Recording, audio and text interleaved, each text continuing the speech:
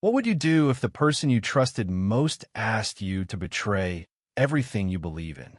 I never thought I'd be standing at the edge of a moral cliff, staring into the abyss of a choice that could unravel my life. My name is Emily, and I'm just an ordinary woman 32, married to a kind man named Tom, and trying to navigate the messy, beautiful chaos of family life. But nothing could have prepared me for the moment my mother-in-law, Vivian, asked me to cross a line I swore I'd never touch. It started innocently enough, or so I thought.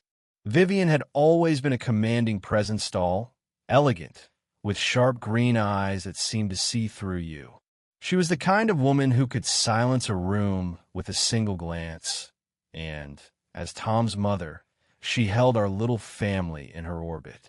I respected her, even admired her, despite the occasional chill in her smile.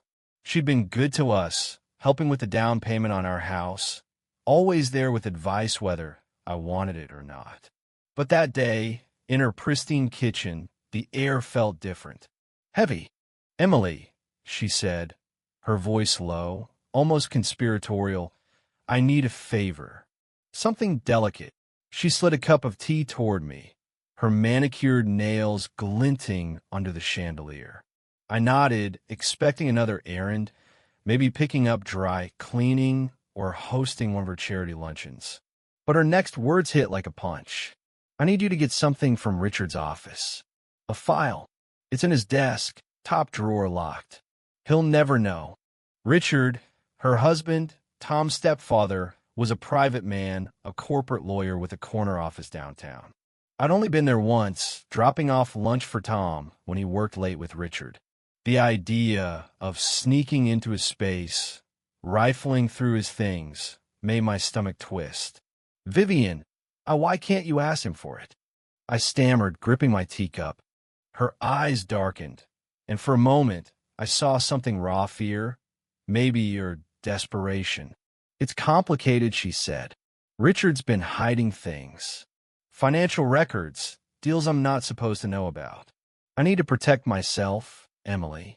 For all of us." She leaned closer, her voice dropping to a whisper. "Your family. I trust you." I wanted to believe her.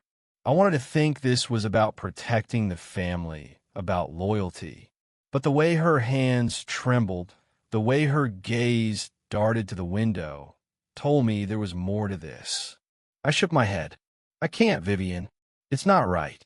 If you need those files, talk to Richard. Or Tom. I'm not sneaking into his office." Her face changed in an instant, like a storm rolling in. "Not right," she hissed, standing so fast her chair scraped the floor. "You think you can judge me? You, with your perfect little life, living off my generosity." Her voice rose, venomous. "If you don't do this, Emily, you'll regret it. I'll make sure of it." I left her house in a daze, her words echoing in my head. I didn't tell Tom not at first. I thought maybe she'd cool off, that it was a moment of weakness. But Vivian didn't let it go. Over the next week, she became a shadow in my life. She called incessantly, leaving voicemails that started sweet and turned sharp. "Emily, reconsider. You don't want to make an enemy of me." She showed up at my work, a small nonprofit where I manage community programs, her smile tight as she dropped by to check on me. It felt like a warning. Then came the twist I never saw coming.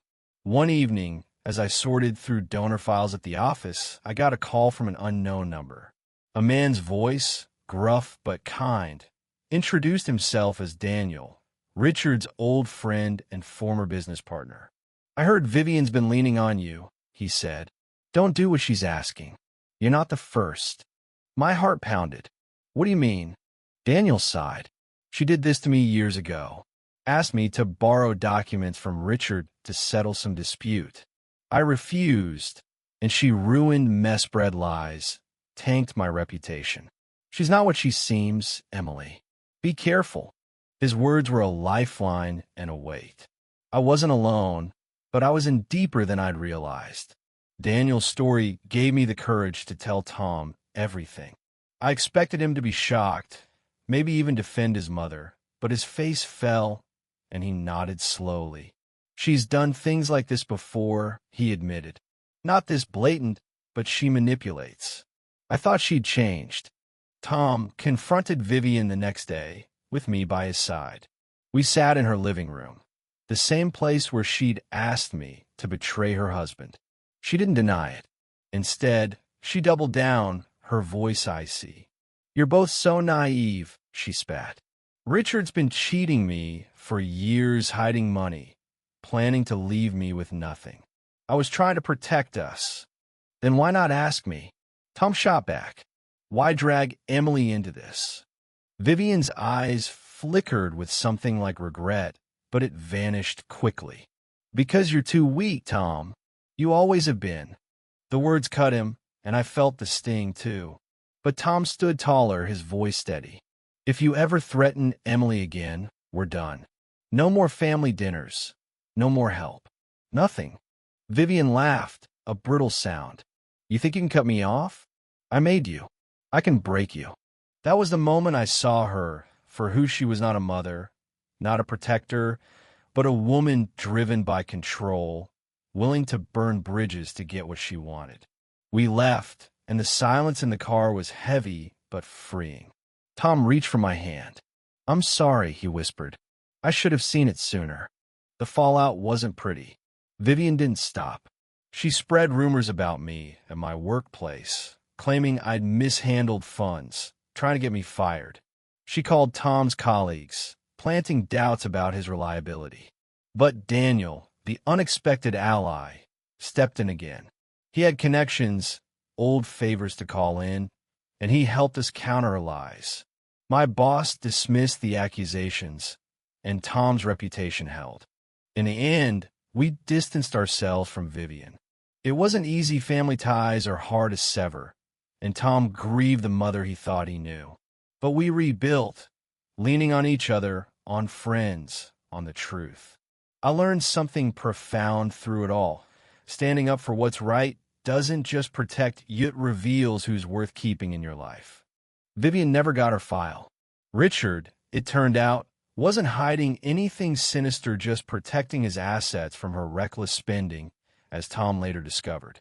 She'd exaggerated, twisted the truth to justify her demands. But I don't regret refusing her. That choice, though it nearly broke me, showed me my own strength. It showed me Tom's, too.